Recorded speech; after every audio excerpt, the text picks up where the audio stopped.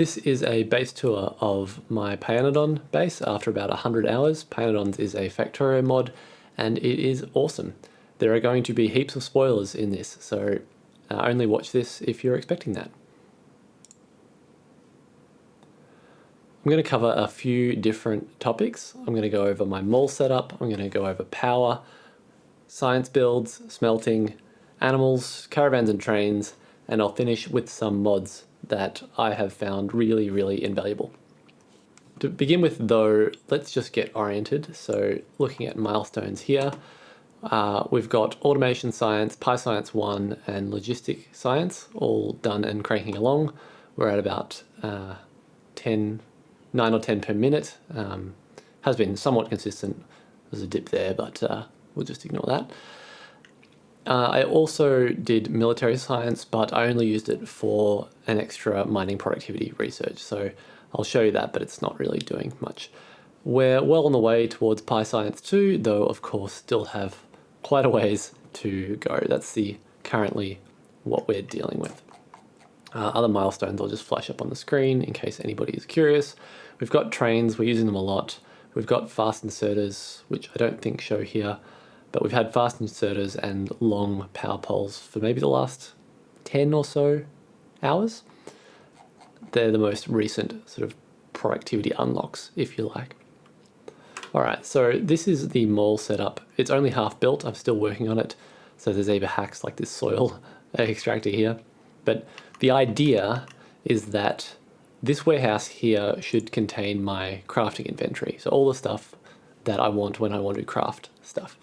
Because we've got so many different types of buildings and a lot of them you only need to build once or for one particular build, doesn't really make sense to have a mall for all of them. So instead, the idea here is I would dump my inventory there, I'd pull all this, and then I'd craft all the things that I wanted. And then I've got a constant combinator here, which is all the things I want. It loads a multiple of that into this warehouse here, and then it goes into fetch everything via train. So I don't quite have everything in here yet, but I can craft quite a lot of things from here effectively, which is good. Something I've just started toying around with is, let's say that I've got one type of a particular building that I need to build a lot of, and it's got something weird about it. So these Relesia plantations need a heap of soil, 200 per, 300 per, and I don't want that much soil in my normal crafting inventory. So I've got an assembly here which I only use for the recipe. I pull that out, multiply the ingredients by 8, and then fill this storehouse with all those ingredients. And it also means it quickly shows me, like, treated wood I don't have, but I can just go fetch some, dump it in here, and then I'll know when I've got all the ingredients I need to make 8 of those.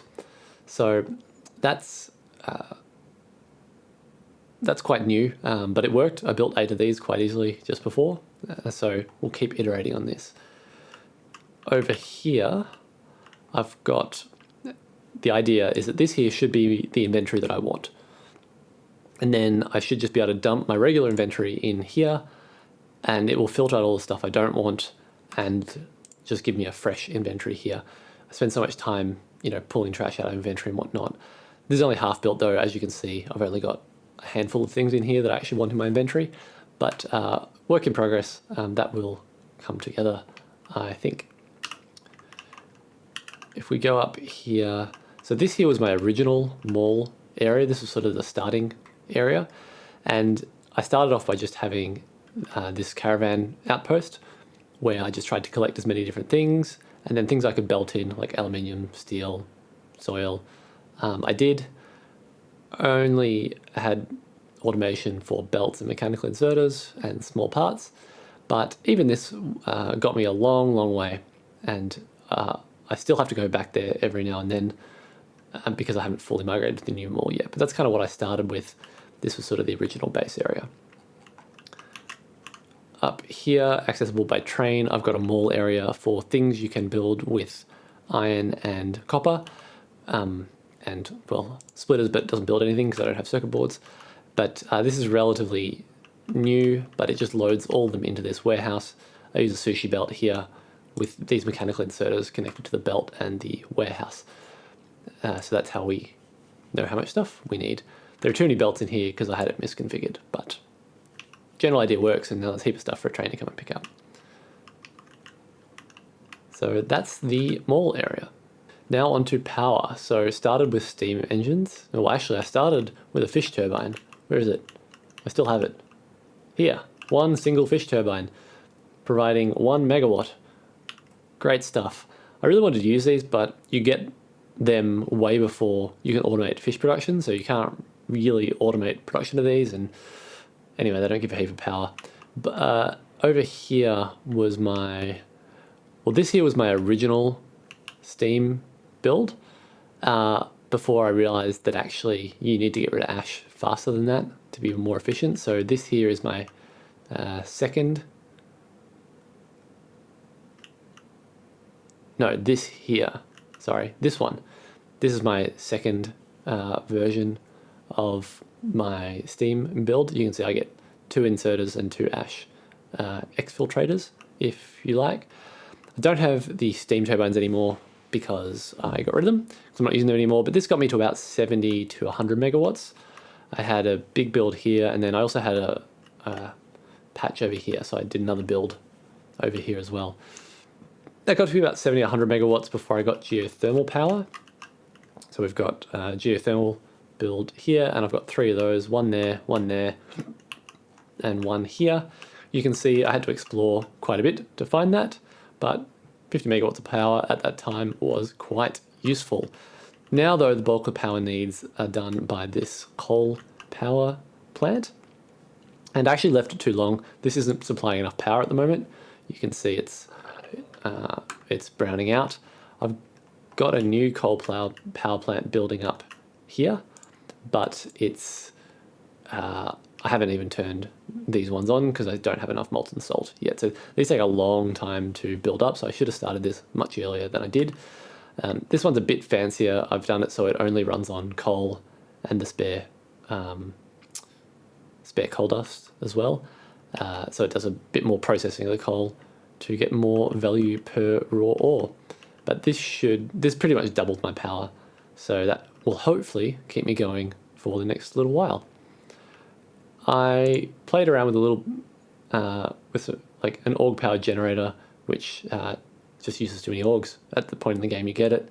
The aerial turbine takes 100 batteries to build, and it gives you like 400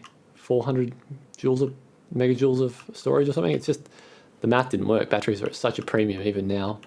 So just not going to do it. I really, really enjoy this Typhoon Bay though. This is where the orgs go to rest after they're done spinning around on here. It's great fun. Really like the theme, all the themes in this mod. It's really fun. So that's where we're at with power.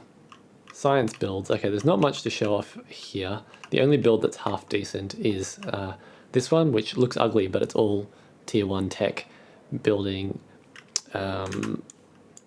about 48 automation science per minute. It's a bit under that because the inserters can't keep up, but that's much more than we need at this point because we're doing, remember, about 8. Although, actually, does that 8 minute, wait, let me check. Automation. No, we're consuming 23 per minute because it's a multiplier because each tech takes 3. So yeah, that makes sense. If we're doing 8 per minute times 3, we need to consume 24 to make it work. So that build is kind of going okay. The other 2 sciences are totally just hacked together oneself. So originally, PyScience 1, I just built for one research center.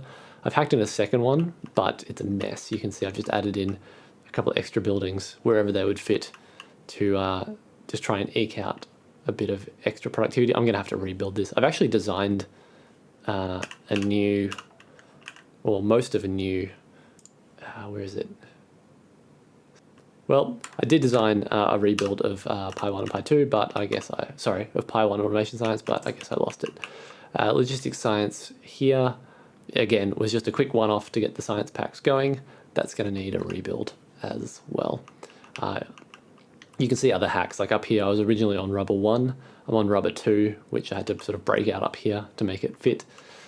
But yeah, I mean, I can cruise along at 8 science per minute for quite a while longer yet. I'm not quite keeping up with the research in terms of what I'm building, so I'm actually ahead in terms of what I've researched versus what I've built, so don't need to speed that up anytime soon.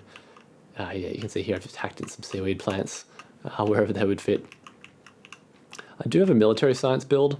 I think I mentioned earlier that was only for mining prod, so it's idle, but it is there. There are some future techs that use it. I don't know if they're interesting. We will find out. One extra science system that has been quite handy are these little alarms here. So you can see this one's going off here, logistics shortage. So the way this works is I've got it, this reads the belt contents, and this here is just a clock, and the clock will reset if it detects any science pack. So this is effectively, so while there's no science pack, the clock counts up, and then every time there's a science pack, the clock resets. Once the clock gets above a certain number, it throws an alarm. So this just tells me logistics have stopped working for some reason, and then I have to go and figure out why. You can obviously put these alarms further back in the chain. I just haven't yet. I've just got one for every science, but they've been really handy, so I don't just sit running 0 science for ages. I suspect I'm out. Oh, that's not what I thought I was out of. So you can sort of just work your way backwards, figure out why we're out of bone meal, probably because we're out of bones, because we are out of Vrogs, I'm pretty sure. Oh, sorry, out of Orgs. Yes, we're out of Orgs. So I'll probably just go and switch some of these back to Orgs for a while. But yeah, that's that's a really helpful system. I'd recommend setting up something similar. Smelting. Smelting mostly happens on patch, the 2 exceptions. Well, they're kind of on patch. I've got an iron mine here of 1.8 mil, so that'll last me a while. And aluminium ore, which is kind of running out, so I have to replace that. But they go up here for smelting. I also do lead smelting here, which is sort of the exception. I thought maybe it would work if I just kept all the smelting in the area, but there's just not enough. I just don't have enough room. So that was a bad idea. Now we tend to be doing it on site. So here, for example, is, what's this? Nickel, antimony. We've got a zinc build down here, which is not smelting yet. Tin is the most recent down here. So we've got a tin build, lead build, etc., etc. I've quite enjoyed building up or redoing the mines as new tech becomes available. Still haven't switched on to Copper 2 yet because I massively overbuilt for Copper 1 in hindsight. But you can see now I'm starting to chew through the copper, so might be time for Copper 2 now. That's where we're at with the mines. Animals. I've really been enjoying the animals. They feel like the most unique and most fresh part of this mod. So the Vrok farm up here was my first go at it, and that sort of built up. What do we have? Eight Vrok farms there. So that served me pretty well for a while. Expanded then into orgs up here. I've only just built out org food before realizing I don't have enough Railesias, so I need to expand that before I fully switch over. But this is all ready to go for the Mark II builds. But I'm not really short on orgs at the moment, I don't think. Or maybe I am. Maybe I'm short on orgs. Yep, I'm short on orgs. Okay, well, we'll have to fix that next. I can switch these back and forth between manure and orgs, and it should all just work. I've been really short on manure, so I guess I'm short on manure and orgs. So I need to do something about that. So that was my original animal farm. Then I wanted to expand it. I needed more flora. So I had a flora mine down here. So I started a farm down here. So I also have a rock build down here, which sort of replaces the top one. You can see I'm using all Mark II and also the Mark II recipes with the food. Although since I've upgraded to the Mark II modules, it's keeping up on food. I was worried that my food wouldn't be keeping up, but I think the food's doing okay.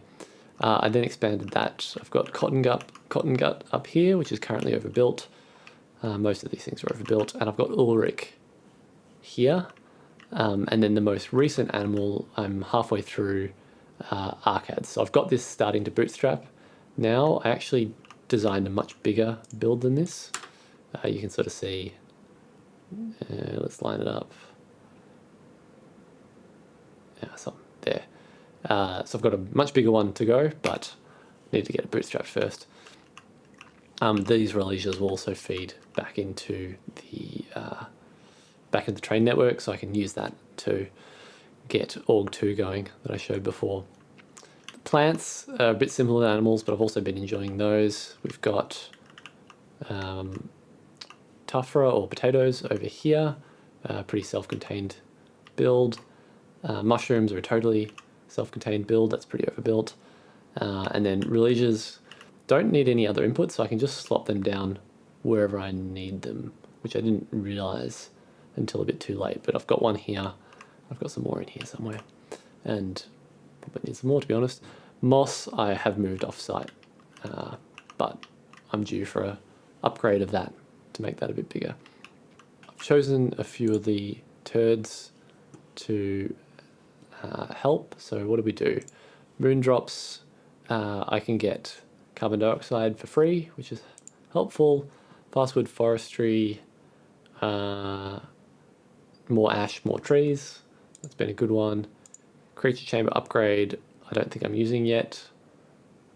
No, I'm definitely not using that. Compost upgrade I can't use yet because the building I don't have yet. And then the arcade upgrade, I got the intentional colony collapse, which I mostly just picked at random. We'll see how it goes. All right, caravans and trains. So we started up here with caravans. So all of the caravans come here to refuel on brains and jerky. I'm running a little low on brains at the moment. I'm not sure why. I need to figure that out, but there's still enough food here to go around, which is good. You can see I need to set up chitin recycling as well. Just keep putting that off.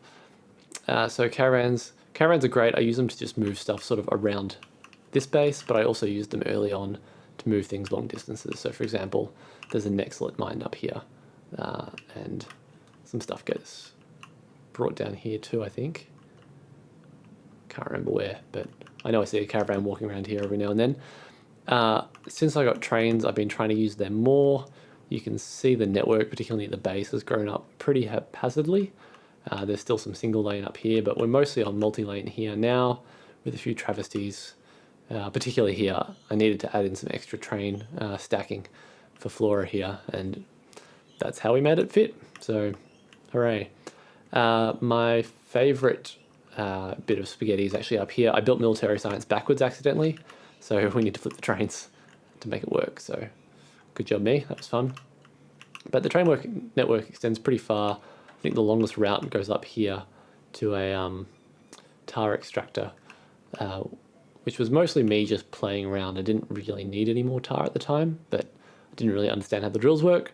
Now I understand how the drills work. And I'm about to have to do oil sand, so that's actually quite good. I might use that next. Yeah, trains, how many have we got?